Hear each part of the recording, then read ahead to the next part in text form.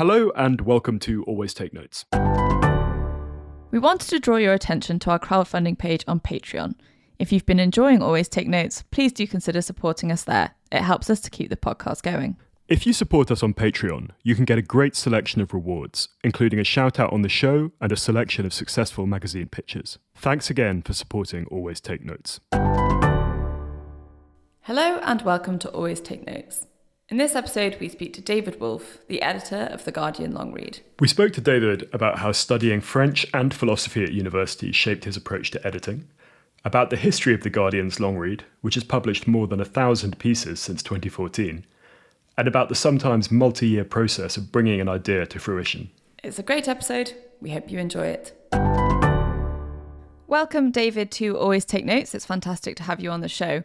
Could we start with the long read? Could you tell listeners a little bit about what it is and why it was set up and when? We've been going since 2014. I think it was autumn 2014 it was started, and I think the idea behind the section was just the editor at the time, Alan Rusbridger, had noticed that there had been a kind of an increased interest in, let's call it long-form journalism, longer pieces, which I think it was sort of interesting backstory to that in a way. I won't go into too much detail, but I think there was a kind of period around 2008, 2009, after the financial crisis, when everyone was, newspapers were really feeling the pinch and advertising was going down. I think a lot of people felt around that time that long features, in-depth reporting I think there was a pincer movement on it. One was the money behind it wasn't, newspapers and media were generally not making as much money before, and this is something that's very expensive to do. And so there was a worry that it wouldn't be affordable anymore and people would do it less. And then the other part of the pincer movement, I think, on this kind of journalism was just the sort of early-ish days of social media and the internet. I mean, not the internet, but social media. There was a feeling of would people still want to read long pieces, when we have all this kind of access to information and distractions and video and things like that. Those were sort of around 2008, 2009, 2010 when I graduated. And then I think what was really fascinating that happened over those years between about 2010 and 2014 was people discovered there was a continued interest in this kind of journalism. And I think actually it's partly perhaps because a few people were doing it less. The places that were still doing it suddenly were finding their subscriptions going up. I think places like the LRB and the New Yorker. And there was a greater interest in that kind of journalism, or at least a continued interest in that kind of journalism. And I think Alan spotted that. And I think he'd read a few pieces in the LRB by James Meek and others that made him a little bit jealous. And he thought, why isn't The Guardian doing this kind of thing? And it's obviously also worth saying that The Guardian has always done these kind of long features. It was more about carving out a very kind of particular space where that was all we did, right? In the years before the long read was set up, there was still long features in The Guardian. It's just that there wasn't a dedicated space for it in this way. So I think that was the idea behind it. And launched in autumn 2014, we had 3 pieces a week and we had 3 editors. Me, Jonathan Shainin was the sort of founding editor, and Claire Longread was the deputy editor. And actually that team sort of still exists more or less now. Jonathan's moved on to other desks, but he still sometimes has a hand in what we do, and Claire and I are the editors, and we do 2 a week these days. I was astonished when we were corresponding for the interview that you said you'd put out 1,000 pieces, which clearly makes sense given a sort of simple calculation with how many you do per week and the time. But it's a voluminous archive, David, that you've assembled. No one is more astonished than me to look at that number. It's kind of insane. Certainly the volume, just the amount of editing we do per week is kind of, I wouldn't say overwhelming, but it's definitely a lot. But it's nice to look back on that many pieces and think, oh God, that one was so good and that one was so good. And I really enjoyed doing that one. And maybe that one didn't work so well, but it's all part of it. It feels like a sort of robust archive now. We're almost coming on for 10 years on. So you're publishing 2 pieces a week, but how many pieces are you juggling at one time, and how far in advance are you commissioning and planning and looking forward? We have a spreadsheet, that's a master document where we have kind of 2 columns, 2.5 columns, but the 2 relevant columns are the in column, which is like the drafts that we're currently working on, and then we have a sort of commission column. And usually the in column, between Claire and I, we're working on 20 to 25 drafts at any one time. And that, by working on, I mean they're either with us and we need to edit them and send them back to the author, or they're with the author and we're expecting it back from them. And then the other list is our commissioned list, stuff coming up. And that's usually about 30 to 40 pieces. And those were coming in, you asked about how far in advance we're commissioning. It really, really depends. And I think most of the pieces, when we're commissioning, we always say you want something that will still be, in 90% of cases, you want something that will still be interesting or as interesting in a year's time, but has a sense of urgency. I don't want to do pieces really that are about a random, fascinating as the story might be, a random crime in the 70s that's just a good yarn. I want it to feel like it is in some way speaking to the present moment. But equally, when we have to delay a piece by 3 months because a source won't talk or we hit legal issues or things like that, that's almost never a problem for us, because the whole way we commission is thinking, okay, well, when this eventually comes out, whenever it will be, when the writer's had time to get it perfect, it will still work. So yeah, that's the way we're thinking about it. Last year we published, I think, 2 pieces that we'd commissioned in 2019, and I think they both went very well. In fact, one of them was our most read piece of the year. So I think that's kind of hopefully testament to the commissioning process having some kind of logic. We wanted to come back and dive in classic Always TechNotes fashion really into the mechanics of your edit process and everything later in the conversation. But can we start now by rolling back in your own life and to your kind of initial interest in journalism and writing in matters literary? Where did that come from for you? I think, I'd always been someone who liked reading at school. I liked English, humanities subjects, things like that. And I actually kind of, and then at university I studied French and philosophy, which I think in lots of ways inform what I do every day. How, David? What is your French philosopher approach to editing features? I think the French side of it is just, through that degree, it's a degree where you're basically studying French literature rather than really focusing on the language. And I think through that, I sort of history of ideas and that kind of thing, and just an interest in literature and the mechanics of literature and thinking about how stories are put together and, all of those kind of debates about realism and things like that, which I think are remarkably relevant to sort of literary theory debates about realism and things like that. They're quite relevant to nonfiction narrative. And then philosophy, I think it's really about drilling down on sentences, asking, what does this mean? What does this mean? What does this mean? Which I kind of feel is like, that's the basic thing I do every day. Is this clear? Is this clear? What does it mean? I don't understand. And I feel like that's something that if you do a philosophy degree in an English or American university these days, you spend your whole time asking those questions of the sentences that you encounter. So that's one part of it. And I think, editing is one of those jobs that people aren't really familiar with it, and I certainly wasn't familiar with it before I became a journalist or an editor. And really, I think of it as it's just you're a professional reader in a way. So I always like to read, and now I do it, and now I get paid to read, and sometimes give some feedback. So anyway, that's one part of it, and then the other part is that at university. So I mentioned I studied French and philosophy, and in my third year of university, I went to. You have a year abroad as a languages student. I went to Toulouse, where I went to a university there, or I signed up to study there. And after a few weeks, unfortunately, the university went on strike, which is a sort of occupational hazard of being a student in France. And I, didn't know what to do with my time now that my plan had fallen through. I worked in a cafe for about a day and I was fired because I was not a very good waiter, and especially not in French. So I think after kind of a month of doing basically nothing, I think I watched all of The Wire and that kind of thing. I found myself in the library in Toulouse, and they have a very nice public library there. And I stumbled across, for some reason on their magazine rack, they had The New Yorker. I don't think I'd ever read The New Yorker before. I picked it up and I just started reading it. I can't remember the very first issue I read, but I just kind of fell in love with that kind of journalism, which had this kind of combination of, as I was talking about earlier, sort of storytelling that you associate with kind of short stories, but engagement with the world, like nonfiction. I remember reading, there was a piece by Keith Gesson about the murder of the Russian journalist Anna Politkovskaya, and it was basically an investigation into who had killed her, and he followed the trial, which was a kind of bungled affair of the alleged killers, who I think were two Chechen men who may or may not have done it. And I just remember there was a paragraph in it where he described, I think it was the lawyer for the defense, and it just was, I just didn't know that you could write about people in this both journalistic and literary way, where he kind of really felt like a character from, you know, a Russian novel or something like that.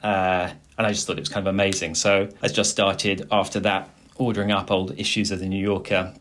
Obviously I was in France, so I should have been studying, working on my French, but instead I ended up reading tons of American journalism. And so weirdly, that was how I came across it. And then I came back for my final year and I kept reading this kind of thing. So yeah, that was the start. And then after university, what were your first steps in the professional world? Well, I was really lucky because I didn't do any journalism apart from the odd article here and there at university.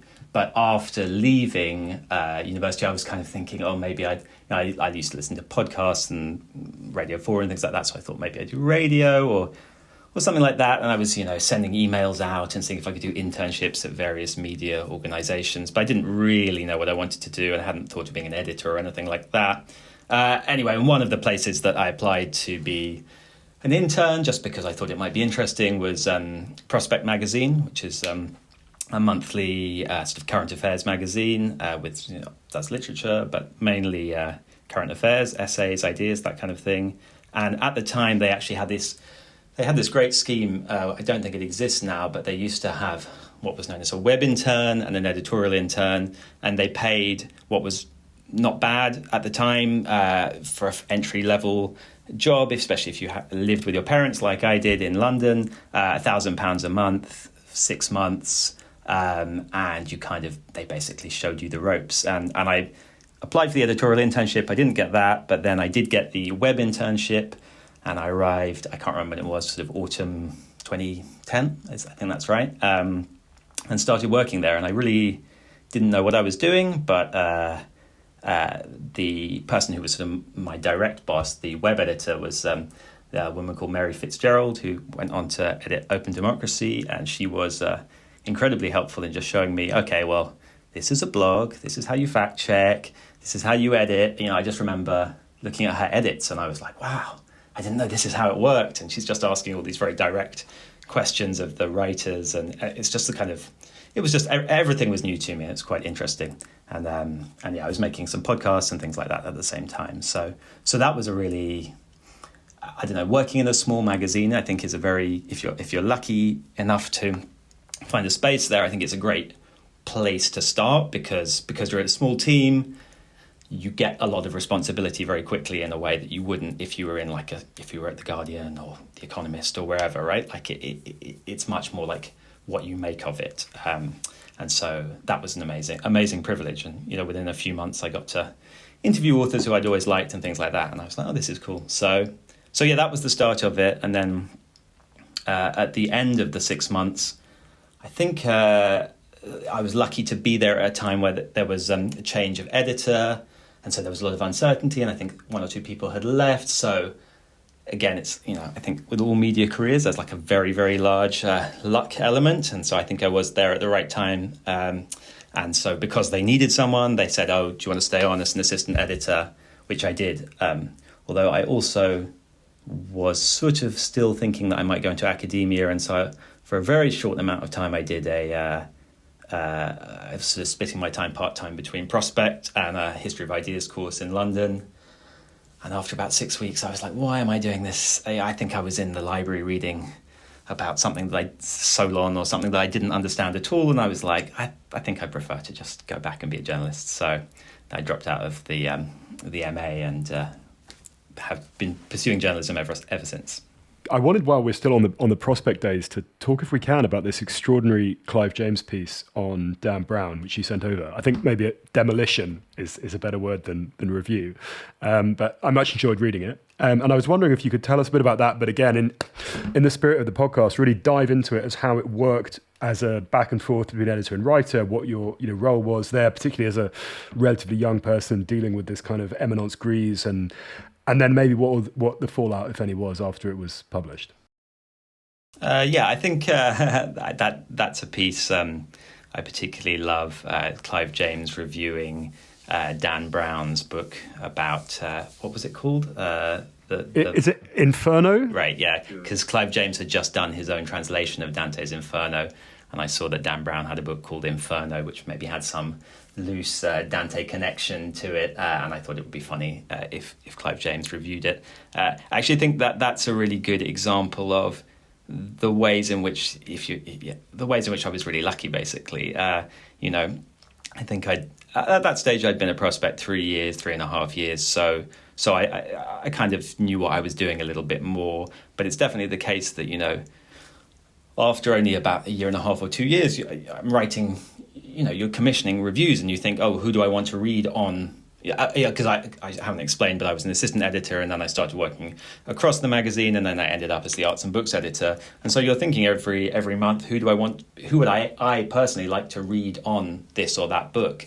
And then I'd really like to read Pankaj Mishra on this book, or I'd really like to read Clive James. And because you're in this lucky position, you can just email those people, and they're not, and you can say, hey, do you want to do it? And they say, well, maybe, or no, or whatever. And so yeah, that's part of the fun of a job like that. And so just having the idea, oh, Clive James could do this, and then he was like, yeah, okay, I'll do it.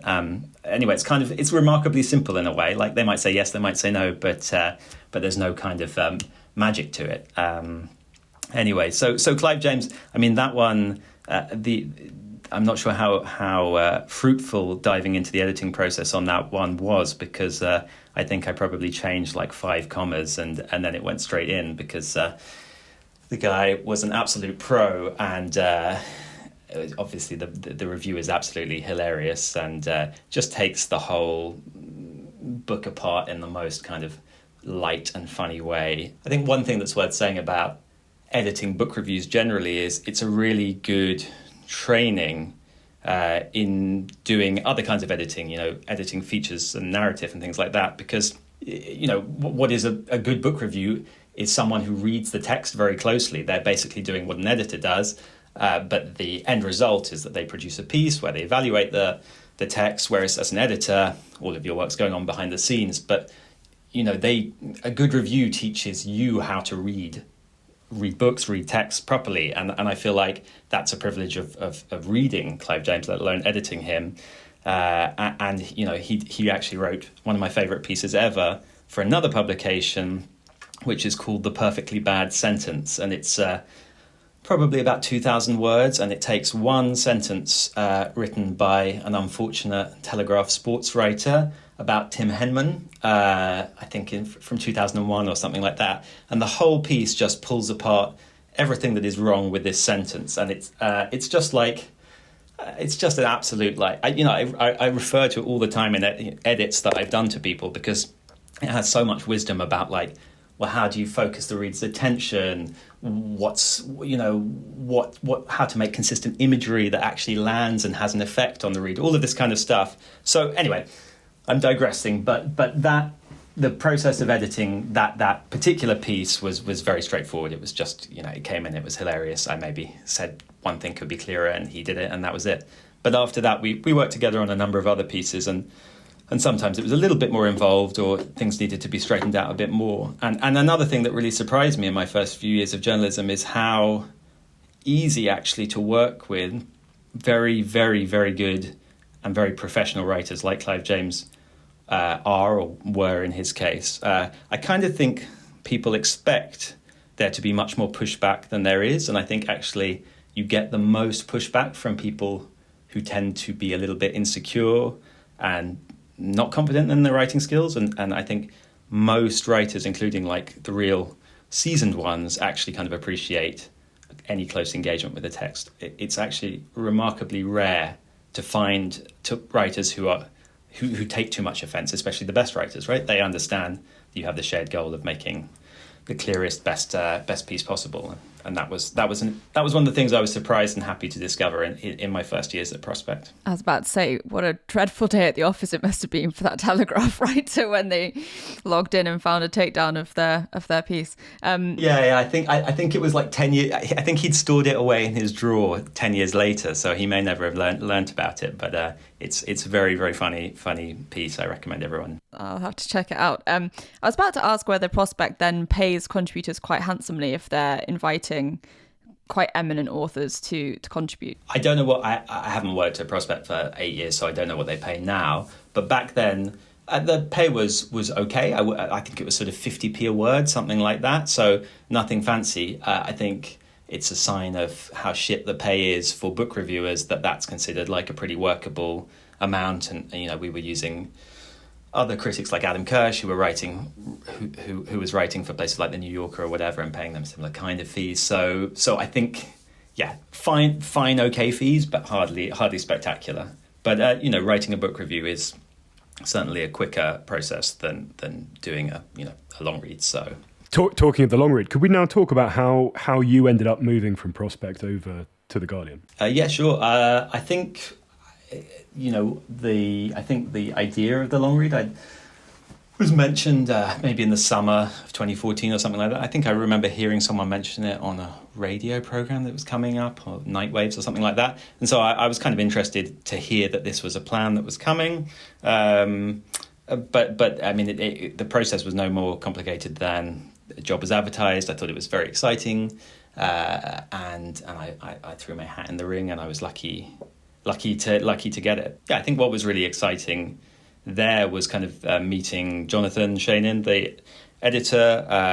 The first time I met him, I think it was exciting because I felt like there was a sort of sense of possibility for things that we could do, which I hadn't ever kind of imagined you'd be able to do in Britain, in terms of the ideas for pieces that were considered possible to do, right? Like one of the ideas that I had early on was doing this was, I think I suggested this at our first meeting or something, was doing a profile of Phil Taylor, the darts player, which we did eventually do, I think 2 years later, or maybe a year later.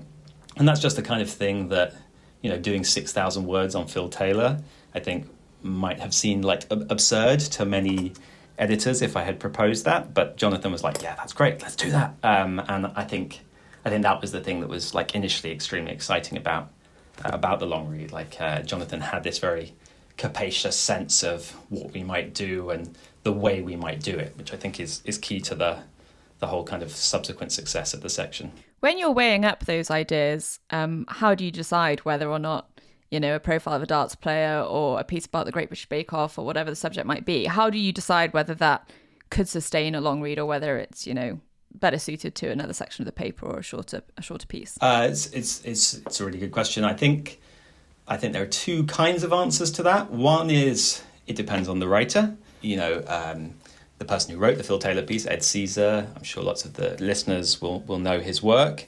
And I think past podcast guest, we should say. Right. I think you need to be confident that the writer will treat the subject matter, whatever it is, with the seriousness that it deserves and needs to work at that length. Right. The person has to have the sort of repertorial skills. And also the storytelling skills, but it's also like sort of understanding what it means, right? In the case of the Phil Taylor piece, he debatably one of the greatest British sports people of all time, right? But it's like you have to be able to see that to do the piece. You have to be able to take that dart seriously and his achievements seriously, rather than being either like a bit scoffing or whatever, or even like just as bad being like excessively defensive about doing a piece like that. I think sometimes pieces like this fall down because people are like too keen to stress the like seriousness of their subject, right? Like you might think that the best sports person in Britain is like Lewis Hamilton, but actually it's a darts player, ta-da! Like that's not a good way to do a piece like that. You just have to take it straight. You just have to like tell the story properly, right? So anyway, I think it's partly about the approach, it's partly about the writer, and then also with a figure like Phil Taylor, I think the reason to do it is what I said. Like he at the time, he was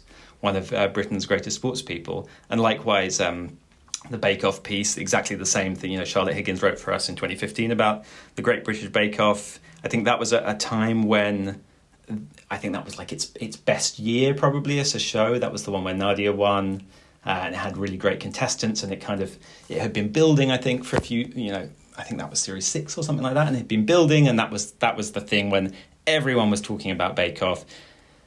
And again, I think the reason that piece succeeded is it's not embarrassed about its subject matter, and Charlotte brings such a depth of cultural understanding of Britishness, of the format, of what makes it work, and also like a wit that makes a piece like that sing. And I think the Bake Off piece for me was just really satisfying, because I think it was kind of like an untoppable piece. Other people have done Bake Off pieces, but I just don't think you could do a better Great British Bake Off piece in a way. And like that, to me, is the aim for like any piece we do. You should, I tell writers this, it's like, the aim is to do the best piece ever written about that subject. And like, if we weren't aiming for that, why would we bother doing it? Because, we do 2 pieces a week, which is nothing, right? Like it's a lot for the team we have, which is just 2 editors. But, we don't, because The Guardian covers absolutely everything, we can be totally selective, which is the absolute like luxury of commissioning and working on the long read, right? Like there's nothing that The Guardian doesn't cover, and it has hundreds of brilliant reporters who cover the whole world. So when we make an intervention, when we decide to do a piece, it needs to kind of, not to be the last word on it, but like the aim is to do the piece that, stands the test of time on that subject. I was interested in the Bake Off piece, which I really enjoyed. I read it after you sent it over, and how it seemed to straddle a line between reported narrative and almost kind of cultural essay or piece of criticism. It struck me that it did tell a bit of the backstory of how it came about and stuff, but it wasn't exclusively how to use an inappropriate metaphor, how the cake was baked of Bake Off. Quite a lot of it was this, her thoughts on where it sat in culture. It seemed to me to be almost as much of a critical take on the phenomenon as a piece of reporting. Was that conceived from the outset?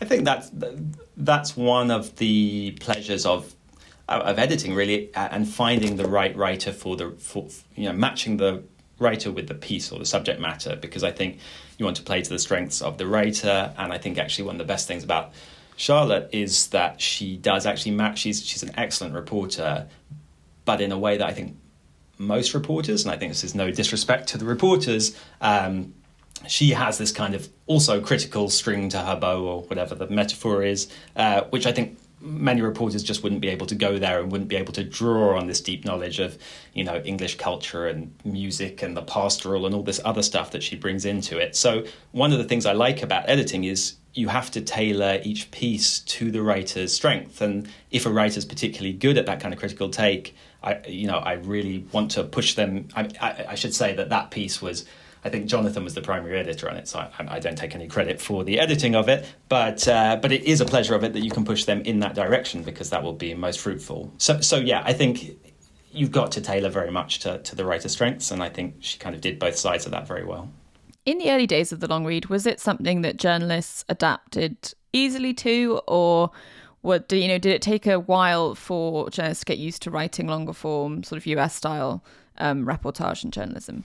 I think there was a process of adaptation on both sides, and I think for some writers, writing a 5,000 word piece and then receiving 3,000 words of notes back was a shock. The story we had, I don't know if you can confirm or deny this, is that with Ian Jack's first piece for the long read in 2014, Jonathan Shannon's memo was in fact longer than the draft.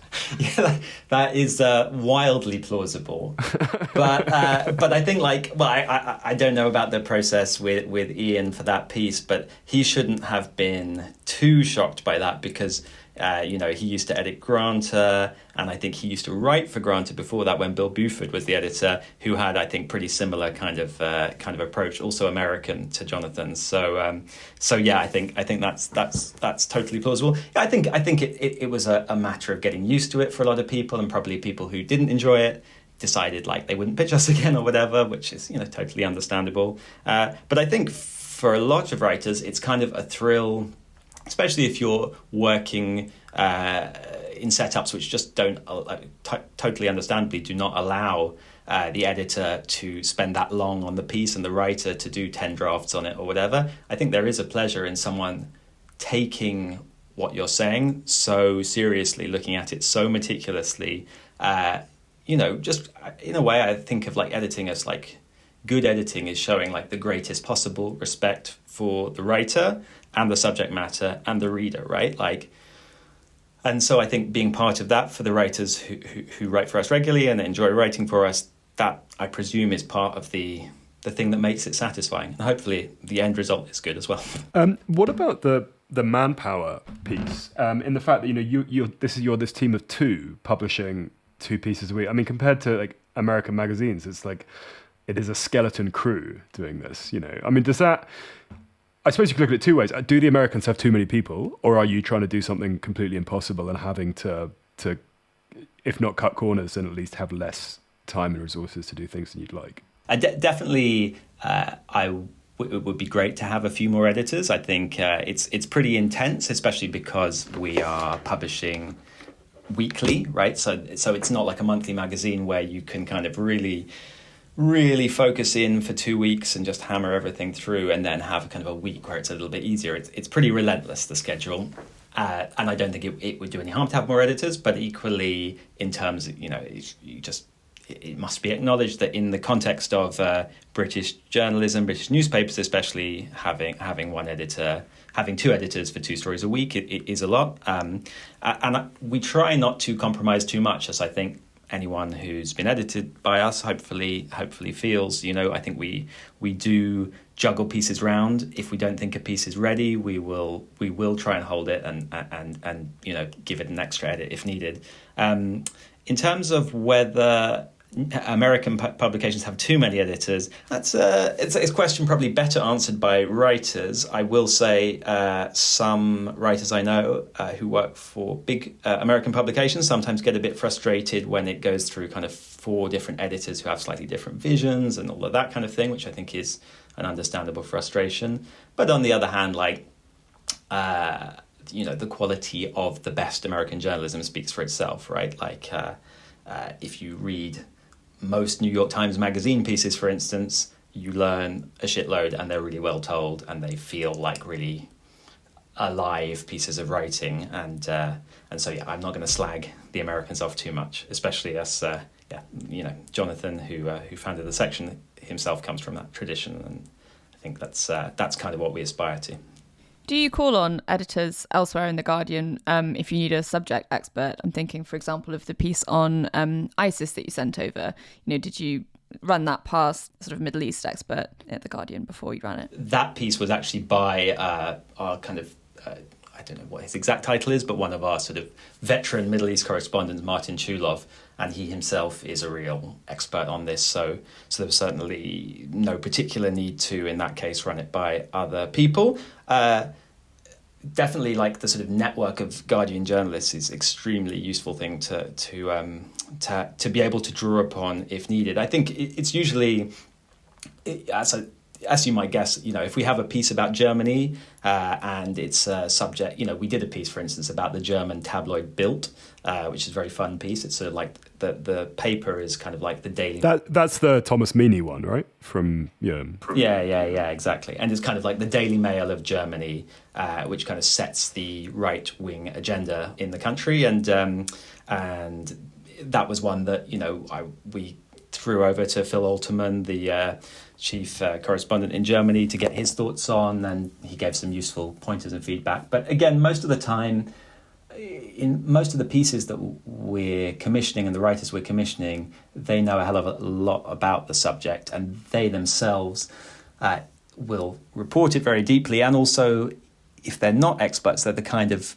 very kind of diligent writers who will, of their own volition, get feedback from people who are experts. So I'm thinking of, we did a piece about Sellafield nuclear power plant by Samant Subramanian a few weeks ago, and Samant told me I sent this to 2 nuclear physicists to get their views on it anyway. Yeah, so another former podcast guest there, just to flag our own archive slightly more. Yeah, well, exactly. He's a great writer, and.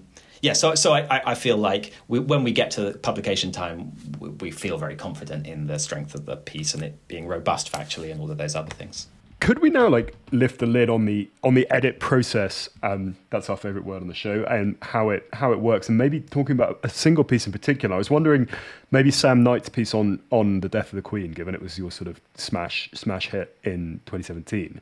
I don't know how typical it was in terms of process, but could we talk about that and how it worked then and how it typically works from conception of an idea through the reporting phase, the interaction, the back and forth, the edits, and then closing the piece? Sure. Yeah. I mean, one thing to say is every piece is such a boring thing to say, but every piece is different and they come around in different ways and things like that. That particular piece had one of those slightly fairy tale is obviously there are no fairy tales about conceiving of pieces of long form journalism. So take that with a pinch of salt. But it had this sort of, I guess, the Platonic form of how you might conceive of a piece is the story of that one, which is we had a lunch with a bunch of long read writers and editors, and we were sitting around talking about story ideas. And usually these kind of lunches are fun and you have a nice chat, but they don't tend to generate that many good story ideas. And that was a piece that did come about just through a conversation of, I think it was people were saying, there's Brexit and various ways in which the UK seemed to be collapsing or declining, and then someone mentioned, and oh my God, what will happen when the Queen dies? And then suddenly, and this is, I think, how you often know you've got a good story, is you just end up talking about it a lot. You have this question, you have that question, oh, this idea, it just leads to a torrent of conversation, right? And that's what happened with that stray comment. I don't know who said it. And 10 minutes later, you definitely have a good idea for a piece. And then Sam went away and reported it. How he went about doing that, given the insane secrecy at the time about those plans, I think that's a question for him. But he is an amazing reporter, and he kind of came back with this remarkable piece. And then with the editing process, I was part of that, and Jonathan was the other editor. I think he was the sort of lead on that. That one, I think, didn't go through as many changes as I think the other kind of piece by Sam that people remember the most is the sandwiches piece, which again didn't go through that many changes, but I remember with the sandwiches piece we tried different openings and things like that. With the Queen piece, it always had the shape and the tone and the kind of it has a very distinct vibe, that piece, right? It's very solemn, it's very kind of stately in its progression. It mixes present tense, past tense and future tense in kind of a remarkable way, and that was all there in the first draft. I think it was just a case of fine tuning and adding a few questions and that kind of thing, and then it came out, and it was kind of it was the first mega hit that we'd ever had, and I think it had sort of 2 million hits within 2 days or something like that, and it was being translated in Ecuador, I remember, and places like that. That was a very good feeling, and I think that was also an important piece to us in the sense that I think we'd been going 2 years or something like that, and I think we'd built, when you meet people in the first year or two, I would say, I work on this section called the long read, and they'd be like, oh, what's that? And then I think after the Queen piece came out, usually when I'd say to people, I work on the long read, people are like, oh yeah, the Queen piece or whatever. So that became something like a calling card for the section. I think helped establish it as a thing.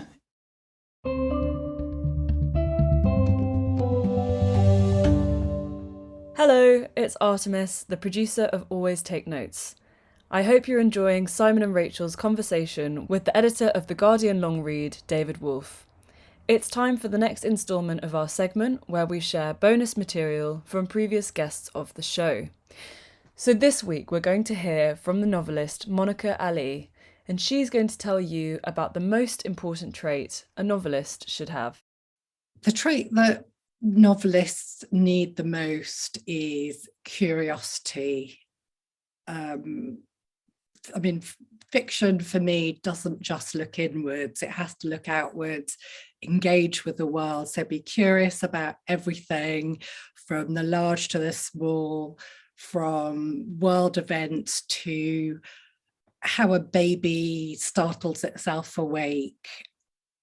Just drink everything in and always be curious. That was Monica Ali, and if you were interested in what Monica had to say, you can listen to our full interview with her via our website, which is www.alwaystakenotes.com. But for now, back to Simon and Rachel's conversation with David Wolfe.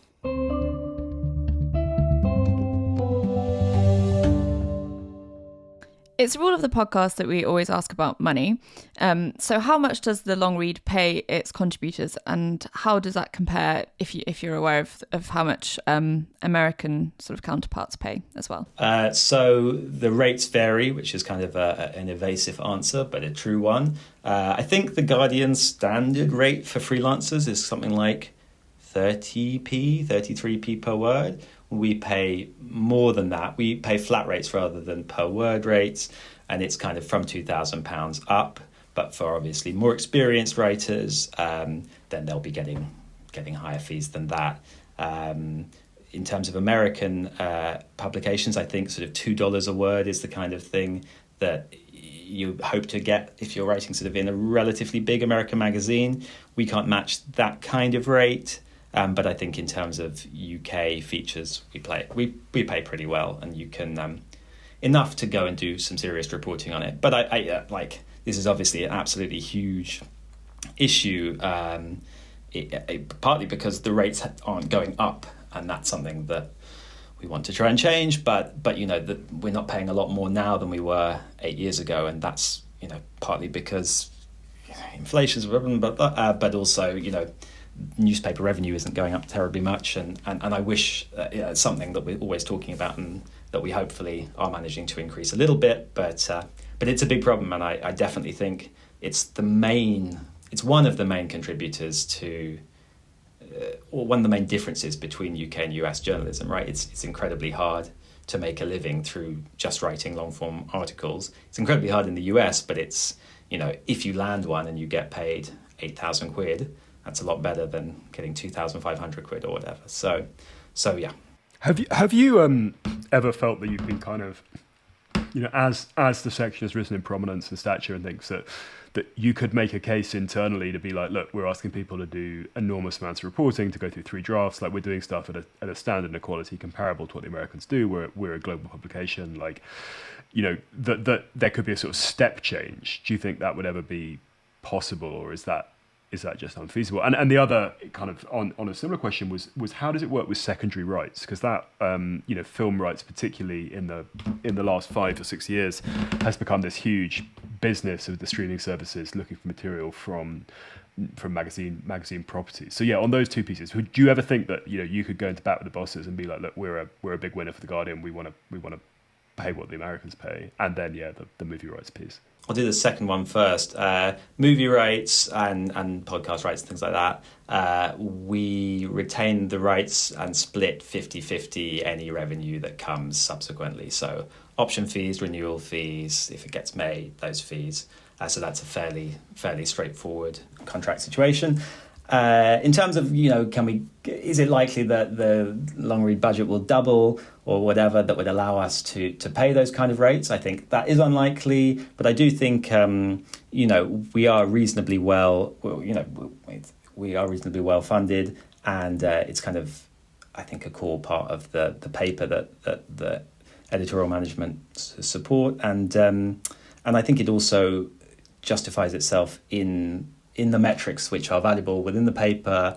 You know, attention time is one of them, but I think also things like increasing, getting people to contribute and become Guardian supporters. It's, I think, a valuable pathway to that, and certainly the pieces that do well are the ones that often lead people to become supporters and things like that, because, you know, there's an obvious correlation between if you read a piece and you feel like that was a really deeply researched, serious piece, which, you know, a lot of work must have gone into it, then you are probably more likely at the end to contribute than something that feels, you know, a little less substantial or whatever. So I think there is a case, and I think you know, it's like an ongoing conversation. So I wondered if you could tell us a little bit about what you think your own editing style or approach is. I know from my own experience, people have their own approaches and kind of different sensibilities. You touched on it a little bit before about your kind of philosophy of analysing each sentence and really going in at a granular level. But in general, when you're delivering feedback, how do you go about that? Again, I think you have to tailor it a lot from writer to writer. I think there are some writers who a phone call is better. There are some who really relish having every sentence kind of really scrutinized. I think there are some writers where you need to say you're being overly academic. You're citing too many people, it's overwhelming. And there are the kind of writers where you say, actually, you need to be more academic. You need to kind of sort of immerse yourself in the literature more, that kind of thing.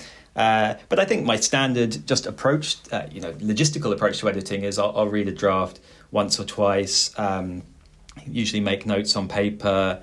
I try and, when I read a piece for the first time, I try and record my instant reactions, which is the first time you read the piece is the closest you'll be to the reader who reads the piece on the website.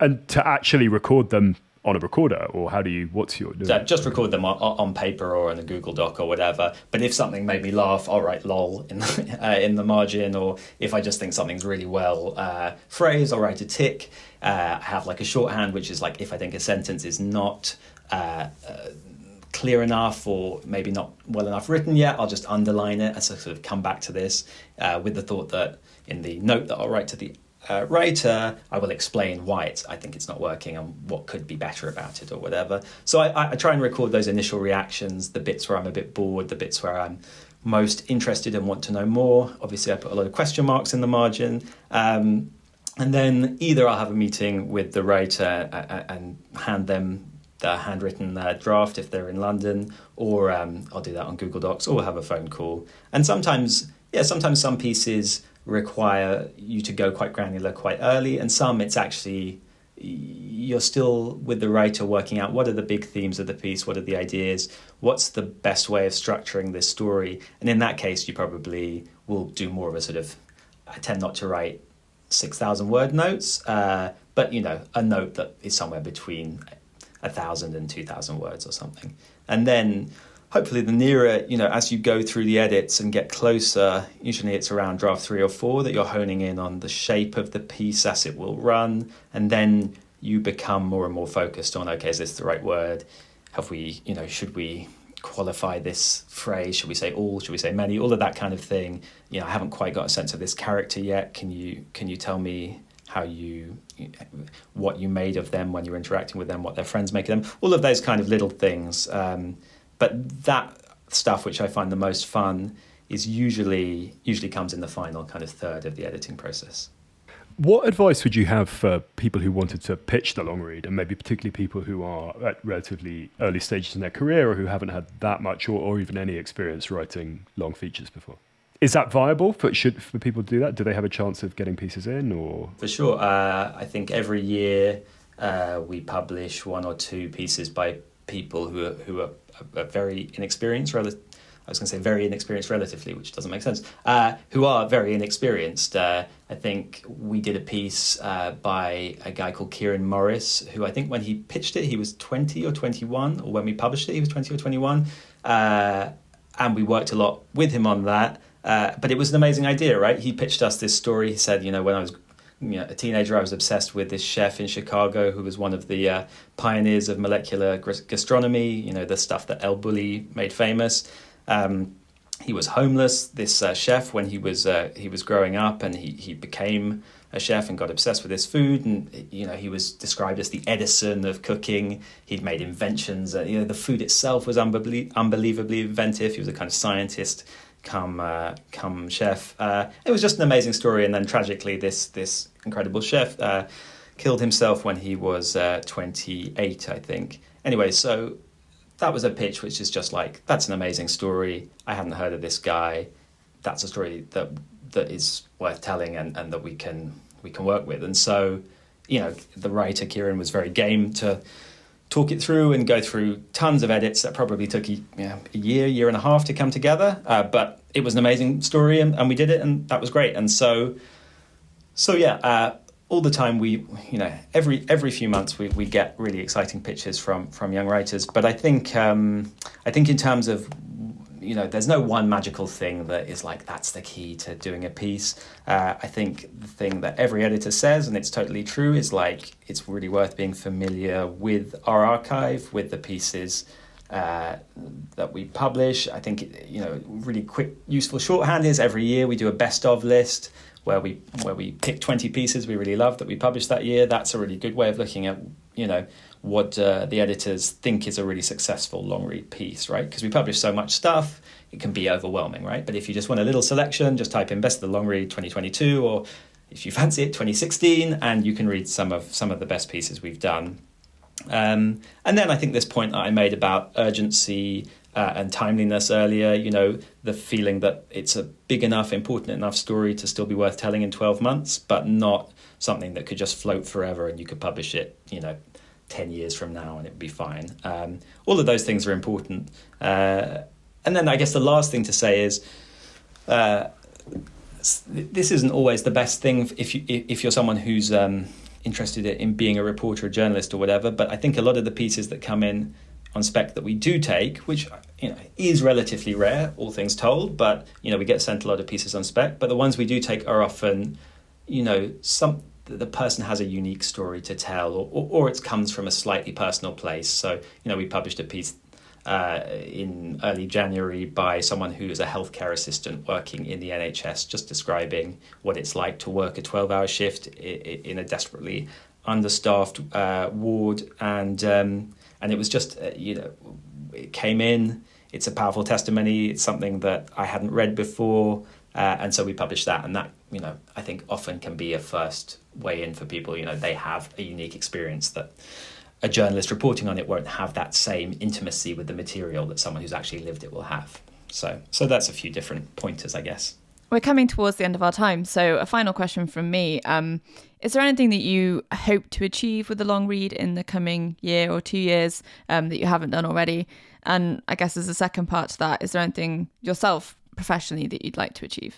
In terms of stuff in the next 2 years, I think at the start of every year, I always think, what can we do better than we did last year? What are sort of subjects or parts of the world that we can cover better? I think this year we have some really amazing stuff coming about India, which I'm excited about. So I sometimes think in those terms. Sometimes we think, actually this year we should, we look at our list of pieces we've commissioned. We think, we need a little bit more fun pieces in the mix, which are often the very hardest pieces to do, actually. So I think in those terms, I don't have kind of like a grand, we must profile a particular person or we must generate a hit podcast or something like that. But any of those things would be nice. And in terms of kind of personal ambitions, I feel like I kind of have this amazing privilege, which is, as I said earlier, I kind of get paid to read and think about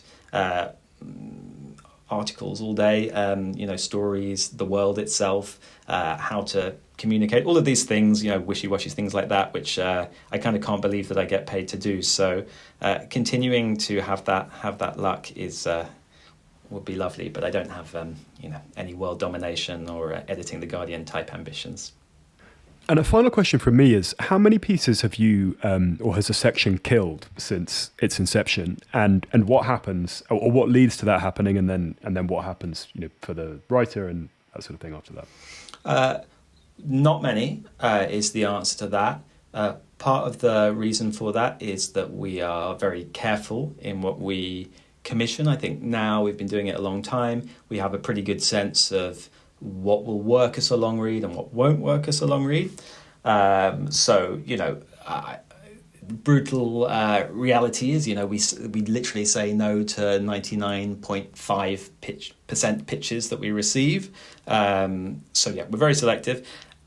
And then usually what happens when we kill pieces, it's interesting actually, because I can think of at least 2 pieces we've killed, which are both by writers who have written regularly for us, right? It's not necessarily the case that, someone's a bad writer and so you killed their piece or whatever. Sometimes it will just be like the piece itself wasn't, and this is partly the editor's fault, we didn't have a clear enough sense of what the piece was going to be, or the ideal form of the piece, before we commissioned it. And in the writing, we just weren't able to make it join up as something coherent.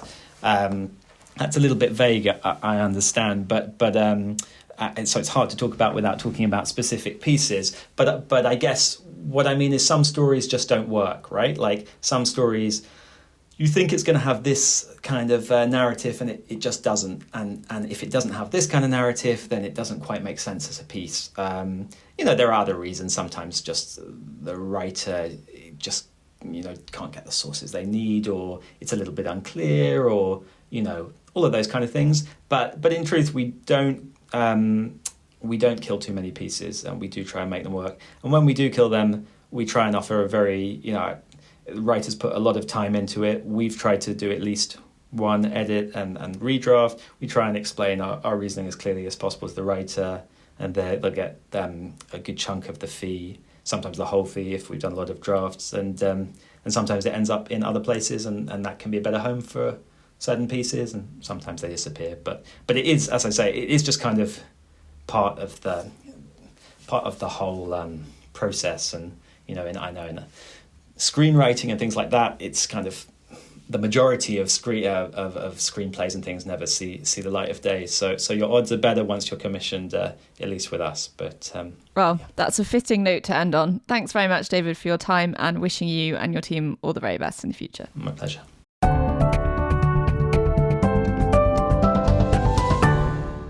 That was the Always Take Notes interview with David Wolfe. He's on Twitter at David Edgar Wolfe, and the Guardian long read is available at theguardian.com/the-long-read. Hello, it's us again. Rachel, what was your takeaway from the interview with David? It was excellent to have an editor of his calibre on the show. We said off air how terrifyingly productive he is.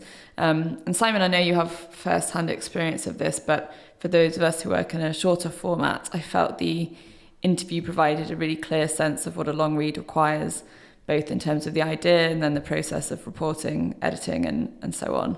So everything from conception through to execution. How about you?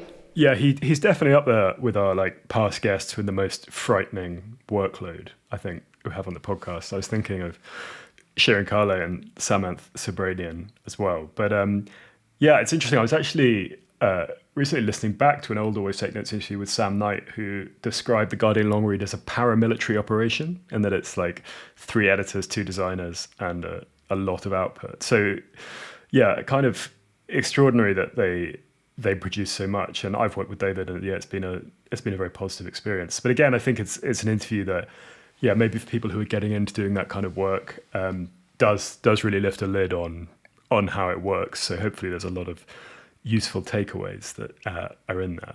Anyway, Rachel, what have you been up to? I have been covering the section, so usual print sort of routine, and then trying to work on a few of my own pieces in the meantime.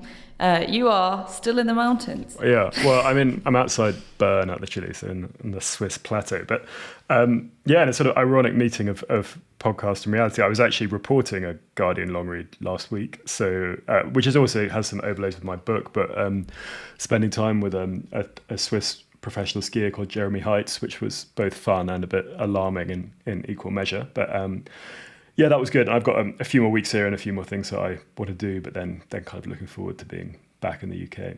Anyway, this has been Always Take Notes, hosted by me, Simon Acomb. And me, Rachel Lloyd. Our producer and social media editor is Artemis Irvin. Our score is by Jess Danheiser, and our graphic design is by James Edgar. If you'd like to follow us on social media, we're on Twitter at Take Notes Always. We're on Instagram at Always Take Notes.